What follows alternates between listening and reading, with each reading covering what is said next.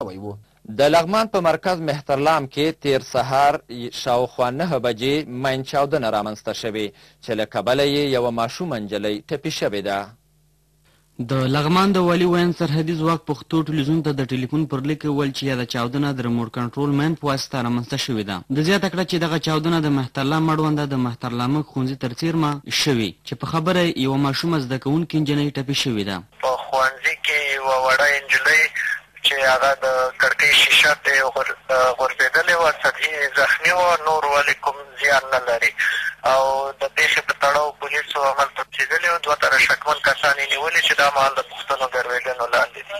که څه هم چې نوموړي دا ونه ویل چې د چاودنې هدف څوک، خو په وینا یې په تورې 2 شکمن کسان په سیمه کې نیول شوي دي چې پوښتنې ګروېږنې ترې روانې دي. د یادې چاودنې په اړه تر اوسه کومې وسلوالې ډلې په غاړه نه ده اخیستې.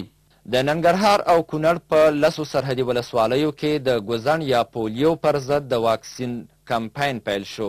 د ننګرهار عامې روغتیا چارواکي وایي په دغه کمپاین کې باید څه باندې 315,000 له 5 کلونو کم عمره ماشومان واکسین شي. نور حال د خاکسار احمدزیب په ریپورټ کې. د واکسینو دغه کمپاین د ننګرهار مرکز جلال ښار څخه د 2 اونۍ په ورځ د یو شمېر ولایتي چارواکو او د یونیسف نړیوالې مرستندویه موسسې استازو له لوري څو کوچنیو ماشومانو ته په خوله کې د واکسینو 2 څاڅکو په اچولو پیل شو. د ننګرهار د عامې روغتیا رئیس ډاکټر باز احمد شیرزاد وویل دغه واکسین به د ننګرهار او کونړ 10 سرحدي ولسوالیو سربیره په جلال ښار کې د 5 کلونو کم عمر 320,000 ماشومانو ته به د څه باندې 2600 رضاکارانو ځوانانو په مټ تطبیق شي.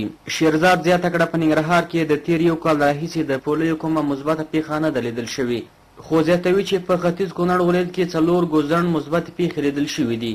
نوموړی دا د باجوړ سیمې څخه راکړه شوو کورنیو کې په ګوته کوي. د یادونې وړ ده د عامې روغتیا چارواکي په ټول افغانستان کې د پولیو مثبت پیښې 9 ښایي او وایي چې 1 په هلمند، 9 په کندهار، 2 په پکتیا او خوست، فراه او غور او په ارزګان ولایتونو کې 1 واقعه لیدل شوې ده.